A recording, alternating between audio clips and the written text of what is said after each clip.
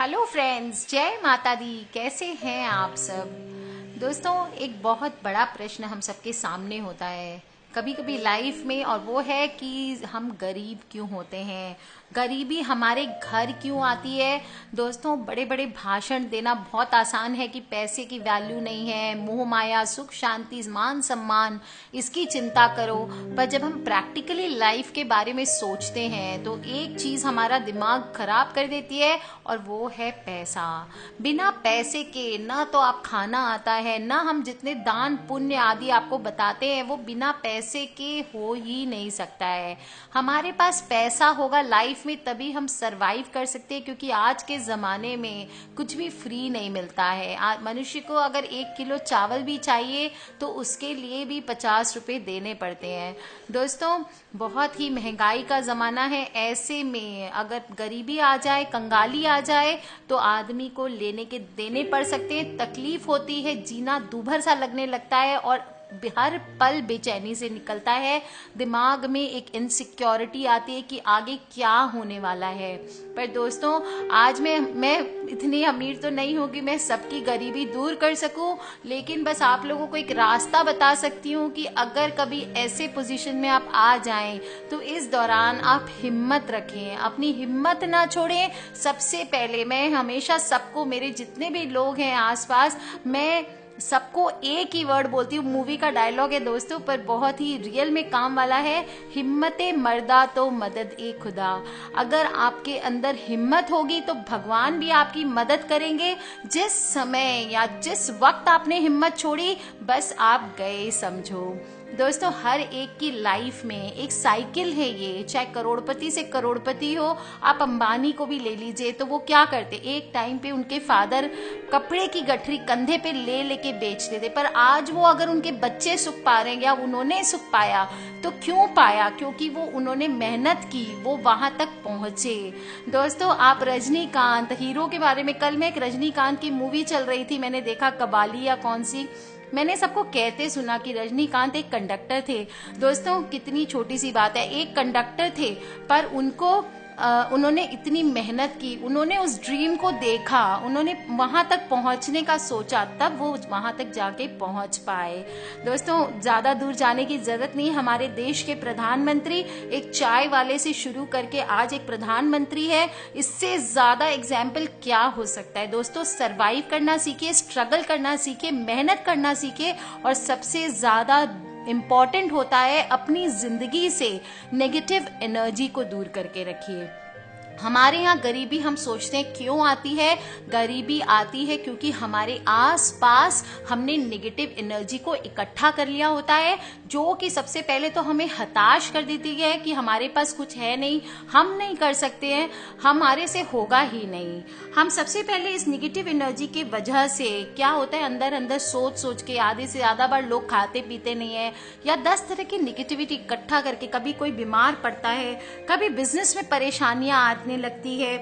दोस्तों, अलग अलग तरह की प्रॉब्लम्स और बढ़ने लगती है, और हमें लगता है ये सब प्रॉब्लम्स हमारे जीवन में लिखी हुई है। दोस्तों, ये लिखी हुई नहीं है, हम अपने हाथों से क्रिएट कर रहे हैं, और इनको दूर करना भी हमारे बस में है।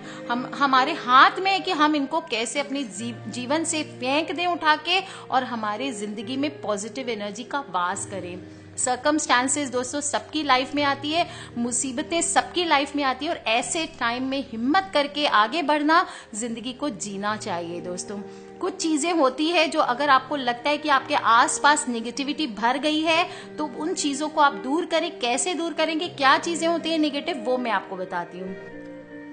अपने घर में सबसे पहले ध्यान रखें कि अगर आप चाहते हैं कि पॉजिटिव एनर्जी का वास हो, घर में सुख संपत्ति का वास हो, सभी सदस्य निरोगी रहें, और घर में सकारात्मक ऊर्जा का वास हो, उस घर को नकारात्मक ऊर्जा छू भी ना पाए, तो दोस्तों, हर उम्र के व्यक्ति को, चाहे वो छोटा हो बड़ा हो, थोड़ी देर अपने भगवान के सामने, चाहे 5 मिनट ही बैठे, एक दिया जरूर जलाना चाहिए। 5 मिनट भगवान के आगे बैठ करके रोज विनती नियम से जरूर करनी चाहिए।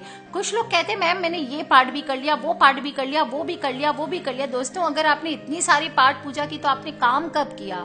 सबसे पहले ध्यान रखें, हमारा जीवन कर्म प्रधान है और सुबह सुबह उठ करके पूजा करने का सही वक्त होता है सुबह 8 बजे। लेट से लेट आप करें तो 9 बजे तक कर ले दोस्तों। उसके बाद अपने डेली के वर्क में लग जाना चाहिए मनुष्य को, तभी वो सक्सेसफुल हो सकता है। अगर आपकी कोई वैसा बिजनेस है या काम है जो नाइट में चलता है, जैसे आजकल नाइट में कॉल सेंटर्स वगैरह चलते हैं दोस्तों, तो मैं उनकी बात नहीं कर रही हूँ, वो अकॉर्डिंगली अपने रूटीन को सेट कर सकते हैं। घर के मंदिर में हर दिन पूजा पाठ जरूर होना चाहिए। घर में, जिस घर में पूजा पाठ होते, घंटी जरूर बजाना चाहिए। घंटी की आवाज होती है, धूप दीप होते हैं, वहां से निगेटिविटी खत्म हो जाती है।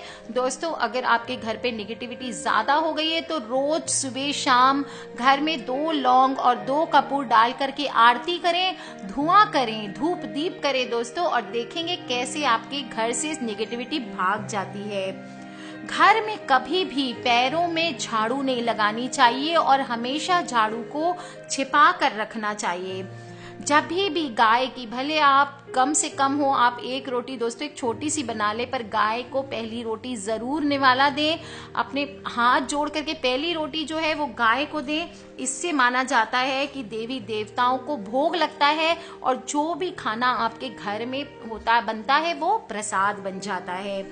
दोस्तों, एक पॉइंट और है, मैं कई घरों में देखती हूँ, जाती हूँ, तो वो चप्पल जूते, उनके लगता है कि 25 लोग उस घर में हैं, उनके चप्पल जूते इस तरह से फेंके हुए रहते हैं कि कुछ कहने की बात नहीं है। दोस्तों, घर में कभी भी चप्पल जूते इधर उधर बिखरे हुए नहीं होना चाहिए, उनको क्रम से लगानी चाहिए। जितनी जरूरत हो उतनी सामने रखें, बाकी जूते चप्पलों को अंदर उठा के रखना चाहिए। ध्यान रखें, कोई भी चप्पल को आप उल्टी ना रखें।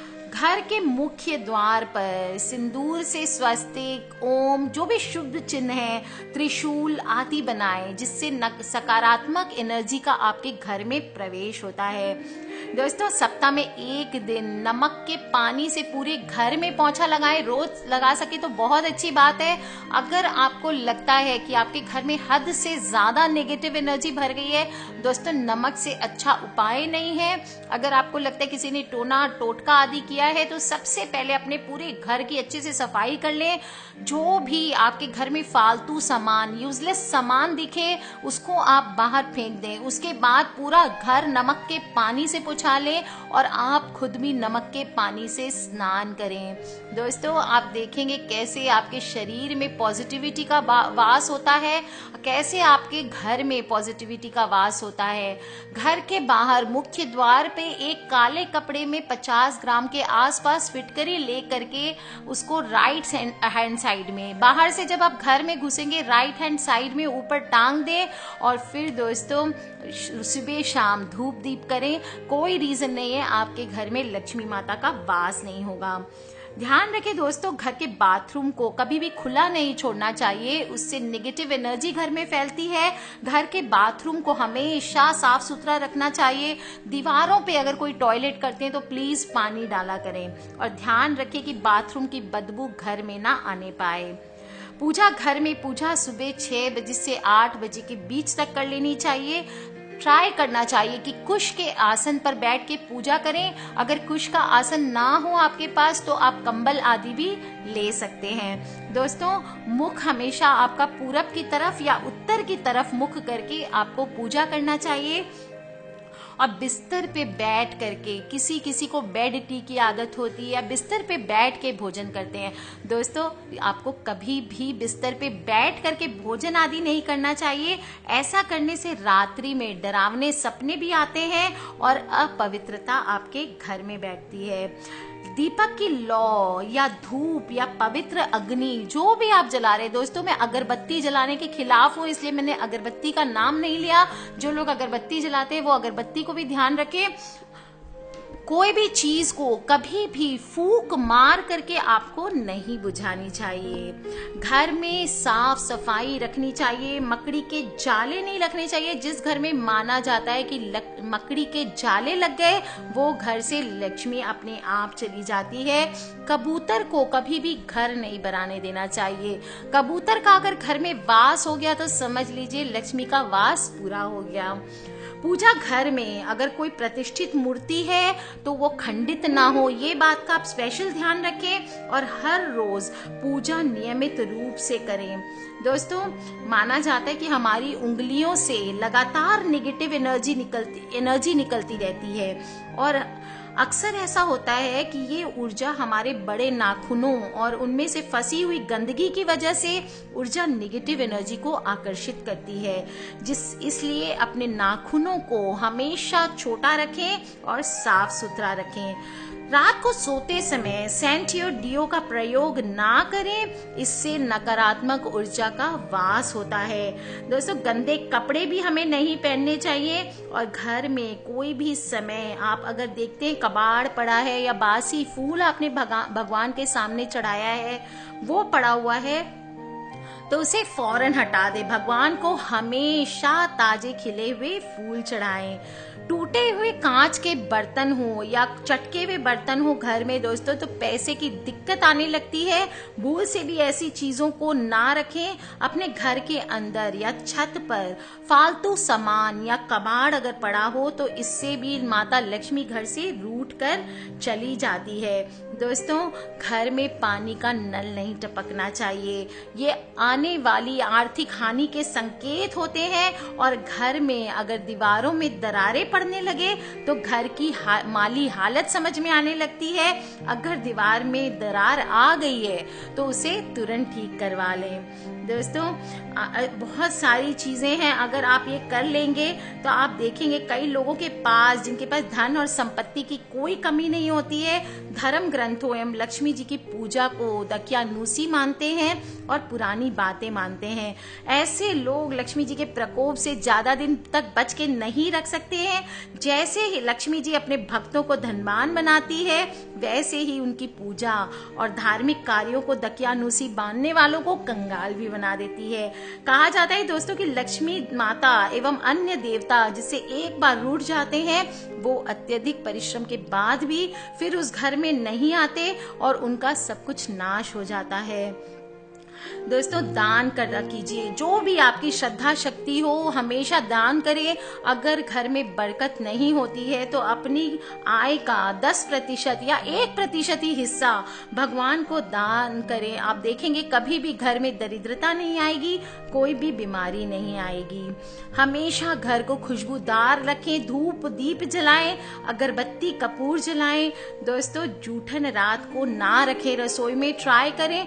कोई बात नहीं, आपके घर पे मेड आती है, मैं समझ सकती हूँ, तो आप कम से कम जो थाली में प्लेट में आपने खाना फेंका है वो एटलीस्ट आप डस्टबिन में डाल दें और उसके बाद प्लेट को बेसिन में धोने के लिए रखें। दोस्तों, रोज नहा धो करके साफ सुथरे रहें। जो लोग खुद को साफ सुथरा नहीं रखते हैं, माता लक्ष्मी उनके पास भटकती भी नहीं है। रोज नहाना चाहिए। रोज शरीर को साफ रखने की परंपरा इसीलिए बनाई गई है क्योंकि लक्ष्मी माता को गंध मारते हुए लोग बिल्कुल पसंद नहीं आते हैं। दोस्तों, गाय की पहली रोटी मैंने पहले भी बताया, दिया कीजिए। और शनिवार के दिन काली गाय, काले जानवर, शनि का दान नियम से करना चाहिए। घर में साफ सफाई तो रखनी है दोस्तों। अगर आप इन नियमों का पालन करेंगे तो लक्ष्मी जी आपके घर में स्थायी रूप से निवास करेंगी। और अगर आप इसको अगर सोचते हैं कि ये सब बेकार की बातें हैं तो दोस्तों, अपनी गरीबी के लिए आप खुद जिम्मेदार हो सकते हैं। आगे वो आपकी मर्जी है। आज के लिए बस इतना ही दोस्तों। तो कर लीजिए अपने घर को सुव्यवस्थित और साफ सुथरा। माता लक्ष्मी के आगमन की तैयारी कीजिए। आज के लिए बस इतना ही। Take care friends, love you all. जय माता दी। खिलखिलाते रहिए, मुस्कुराते रहिए, सब्सक्राइब करके रखें ताकि आप और मैं आने वाले वीडियो से कनेक्टेड रहें। और अपने दोस्तों से, अपने परिवार वालों से इस बातों को शेयर करना ना भूलें क्योंकि हमें नहीं पता कौन सी वीडियो कब किसकी लाइफ बदल दे। किसी भी तरह के प्रॉब्लम हो प्लीज मुझे वीडियो के नीचे लिख के पूछ सकते हैं। जय माता दी।